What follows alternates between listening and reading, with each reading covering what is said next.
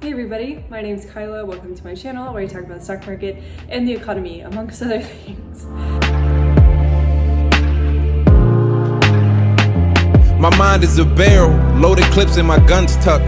Literally stupid up in the booth, I do dumb stuff. I'm almost done moving. It's been literally the ride of my life and I'm so excited to be almost done. I still have a few core items that I need to purchase, like getting a bed, and I'll get that soon. But for now, yeah, it's just been wild. Like I have two chairs and I'm just like, do I sit in you both at the same time? Like, should I drag them together so I can like extend my body across both of them? I'm not sure. Like, I don't even know what to do. I don't even know how to function. I'll also be debuting my library that I've been building around content and like Web3, etc. So also like finance and just monetary policy and personal finance. So all the resources that I personally read to make my content, I'm going to put them together in this library and I'm going to make it open access, obviously, and you all can check it out too and we can build it together. You can be like, hey, Kyla, add this really cool article. The only bad thing about my street is that there's a lot of vehicles. So when the garbage guy comes and he takes the garbage, or the garbage person, when they take the garbage, it's super loud. And if a fire truck comes by, it's super loud. If you've listened to any of my recent podcasts or videos, you've been like, is she like living in a hospital? So yeah. But okay, so the piece this week is a little bit different than what I normally do. So I've done, like my last two pieces were a little bit philosophical, like just kind of talking about how I thought the world worked and just sort of addressing it from like a very high level perspective. This week I was just like, there's so much going on. I'm just going to write about all four things that I think are super important this week. I'll probably do more like aggregated thought pieces like that. So let me know if that's what you prefer. Yeah, so crypto regulation, curators, and semiconductors, and the S&P 500. So regulation and validation. So this week, Brian Armstrong, who is the CEO of Coinbase, he basically added the SEC on Twitter and was like, story time, and basically explaining that Coinbase wanted to release a lend feature. So with a lend feature, they would pull their Bitcoins together, or investors would pull their Bitcoins together. All of that pool would then be borrowed by borrowers, and then the investors would get paid interest on that pool. And Brian Armstrong was like, other people do this, why can't Coinbase? And the SEC was like, yo, Brian, you're a publicly traded company, guy. And also, lending as a security. They released this tweet that explained what a bond was. Like it was a video that was like, what's a bond? Because Brian in his tweet thread was like, I didn't know lending was a security. And it was obviously like a miscommunication. Like I'm pretty sure he knows that bonds are a security, but he wasn't thinking of this sort of lending in the light of security, even though it is a security under like all these very old archaic laws. And also he is a public company, so he is held to a different standard. Coinbase is held to a different standard. So the SEC was like, hey guy, like that's a security, so we're gonna have to regulate you. But Brian Armstrong was like, whoa.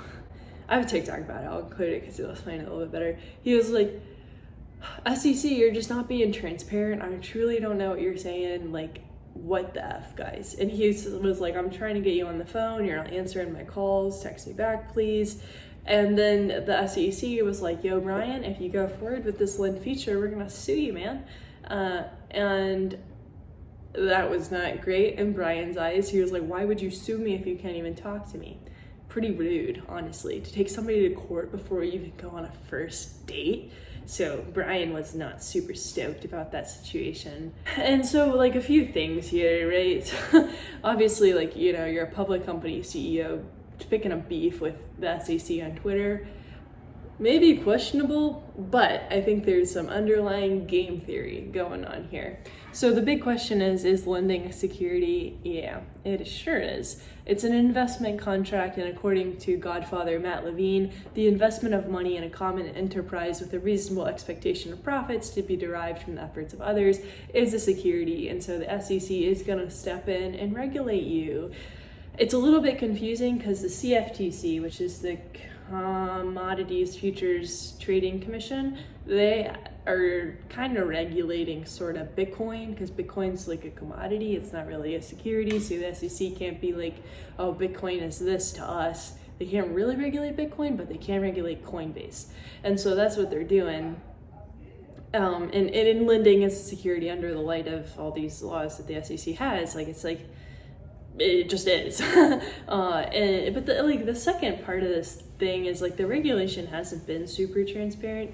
The SEC has done a pretty bad job at telling crypto people what's up. I don't think anybody really knows like how regulation is going to impact everything. And crypto is putting together some lobbyists right now because of what happened with the infrastructure bill.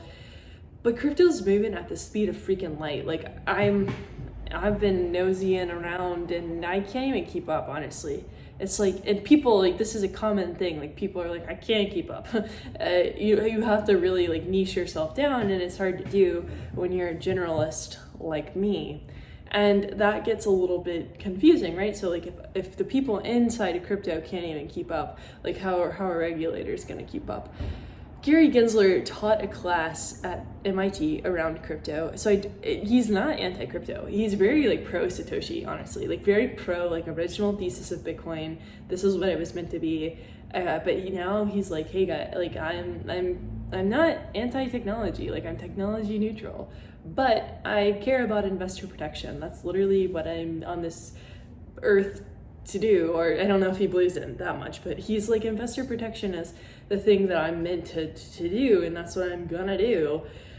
And so when the SEC says that they're gonna sue Coinbase, it's not like a net negative thing. Like the SEC will sue people all the time. The SEC will sue people, like they sued HFTs back in the day. So the lawsuit isn't a net negative. It's just so the SEC can figure stuff out faster. Like the suing, they sue so they know what to do. It's just that kind of structure. It's not like, hey, we're gonna sue you and then we're gonna ban your business. It's more so like, we're gonna sue because you know your business better than we do, and we can develop parameters around it if you kind of give us a little bit of direction here. So that's more of the structure versus suing being like a quote unquote bad thing. And Gary's been warning about the regulation for a bit now. Yeah. So I think like the most interesting part of this all was like the game theory behind it. So like what was Brian thinking, right? The SEC is going to want to regulate. That's what they do. But Brian Armstrong, who is presumably relatively smart, right? He probably knows what he's doing to an extent, and presumably, hopefully, I always want to call it Coinbase. Coinbase's legal counsel probably signed off on this. And so I put together kind of this little decision tree to see the probabilities of what he potentially was thinking about. So the SEC said, no, Brian, no crypto lend program. You're not going to be pulling anybody's Bitcoins and gaining interest on that anytime soon. And so Brian Armstrong is like, okay, I'm going to make you a tweet thread. I'm going to knit you a sweater out of my tweet thread, my thread SEC. So he does that. And then I think what Brian was trying to do, because if you go into a platform like twitter.com, this is what you're usually trying to do, is get the crypto community to go up against the SEC somehow. And so his decision tree, right? So like we're at this point where crypto community is like at the decision node. So it either the crypto community goes up against the SEC or the crypto community ignores him. So if the crypto community goes up against the SEC is gonna, they have two options, right? Well, in this tree, they can either crack down on all crypto, which would be a really bad payoff for the SEC, a really bad payoff for Brian, and a really great payoff for the SEC. Like they don't care, they just want to crack down. Or they can create quote unquote meaningful regulation, which would be in this case, meaningful regulation would having the crypto companies involved with making that decision. I gave them a lower payoff here. I don't think that's necessarily important, but Brian would get a higher payoff. The crypto community is guiding this regulation forward. They're like, SEC, let's work together to create parameters around this so we can operate legally and get all this stuff done and sort of get all this approved, because right now it's a mess. And then the other option would be that the crypto community ignores Coinbase, and then the SEC has two options here. They can either crack down on all crypto, which would be a payoff of 10, right? So still the same payoff. And Brian would get a pretty low payoff because he's like, I'll shoot, nobody wanted to help me, I'm pretty doggone sad.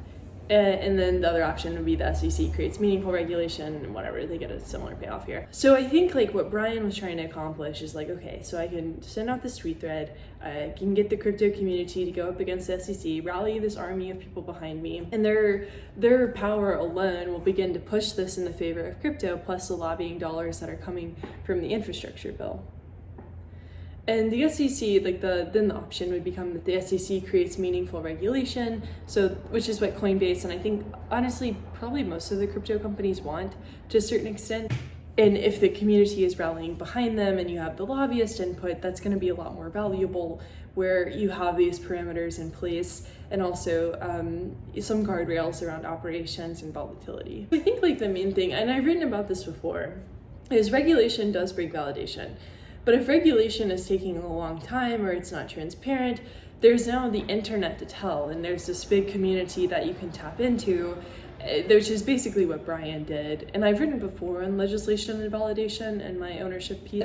And so legislation isn't a bad thing. It's not a bad thing that regulation is being put into place around crypto. I really don't think it is. I think if it's bad regulation, that's a different story. But I think the idea that it needs to be regulated means that it might be something that's valid, to say the least. So Brian Armstrong took a big gamble with a thread on Twitter to take some beef with the SEC, who is understaffed, and we'll see what the crypto community does. But the main thing here is regulation does follow the flows, and if you're and what crypto is doing to a certain extent, and it's kind of funny, is they're basically replicating traditional finance, but in this crypto way. So the idea that you wouldn't have at least some of the parameters of traditional finance, for better or for worse, around your company is probably flawed. It's going to have to happen. US governments are powerful, right? To an extent, until they fall. And that's a different thing, the Roman Republic theory that a couple of people are floating around. If the US is entering that stage. Well, scary, yeah. But I don't know, so maybe main thing is, you pick a Twitter fight with a regulatory body and it might make a difference in the final payoff of your outcome. All right, so segue. Creators versus creators and the content economy. So I obviously am a creator, believe it or not. I make finance videos and I do YouTube. I know, crazy. Who knew I was on YouTube? And I also have a podcast and all this, my newsletter. And people are really bullish on creators. If I hear one more time about the creator economy, I'm a tool for the creator economy. All right, are you a signal versus noise problem that's going on, where you have all these people like myself, right, who are creators, and we're okay, please give us your time, please give us your attention. But how do you separate the signal versus the noise? And the main thing is we all want to watch the things, read the things, do the things, but it's really physically impossible to find time in the day to do it all. Even if you devoted 24 hours a day to reading all the information that gets published every single day, you couldn't do it. And so then the question becomes how do you sort through all that? How do you figure it all out? How do you make sure that the best rises to the top? And so the answer would be some sort of curator. So some examples would be Morning Brew, the Everything Bundle, Film Street, etc. Goldberg wrote a pretty good article about this a few months ago. When you think of the creator interface and the content stack, it looks something like this. So the creator is interfacing with the platform. So the platform, whether that be Twitter, TikTok, Instagram, the creators are the interface between that and the audience. And creators are, the interface of this platform. And so if you tweet on Twitter, you are a creator, which is a very broad group, right? So I think most people don't really see themselves as creators, but they end up being creators just because of how they engage online. Creators make the content that makes the platform. So platforms do not exist without the creators. Facebook does not exist without creators. Twitter does not exist without creators. TikTok definitely doesn't exist without creators. But the issue is that there's a lot of creations being created, right? So the audience is having to consume a lot of content to get to the content that they prefer. And TikTok, for however you feel about them, has done this really well, where the algorithm can figure you out and give you content that you like.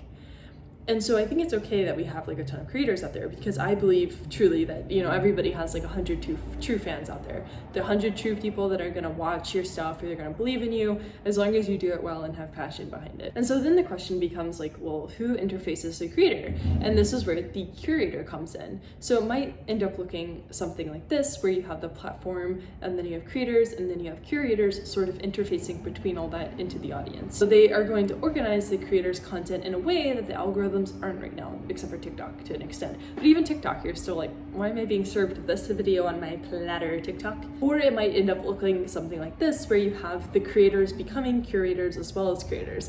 there's somebody who tweeted a tweet thread who I think is building some sort of like curation platform called, I'll put up the picture, but so they were tweeting back and forth with me, and I think that, so me, right, like I read all day. That's basically what I do. And I have a job, but that's basically what I do is I read a lot, and I have a pretty good tap on the space because I read all the time. And what I do as a creator is I try and interface between all the content that gets put onto the platforms for you all. But the thing is that there needs to be an extra step of sorts. So there needs to be somebody who's curating the creators. And my argument to a certain extent is that creators can become curators because of the resources that they interface with. And that's what I think is pretty cool. So I could see creators becoming like some sort of arm, like a double-armed force of nature where you're not only a creator but also a curator. I'm going to be testing that thesis, so you all will be going along on that ride with me. Or perhaps we enter into this like content economy sort of space where creators and curators exist side by side in this symbiotic relationship. But like regardless, the creator economy is gaining a lot of speed and we're basically building the highway as we drive along it. Creation will be a way to leverage the existing content that we have out there and turn it into something that's even more powerful than it already is. So third thing, semiconductors. Yeah, why are we not building here? The Acquired podcast had an excellent show.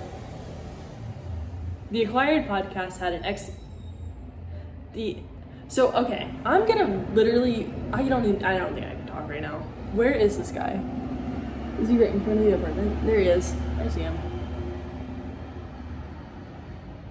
I'm gonna build the most silent truck in the whole world. Acquired podcast had an excellent show on TSMC and Morris Chang that dove pretty deep into Taiwan's semiconductor manufacturing company, which is TSMC, the world's first and largest silicon foundry. Odd Lots also has a pretty good episode on semis, basically lots of content about semis. But the big question is like, what's going to happen with semiconductors? So semiconductors are the brains of the electronics that we use.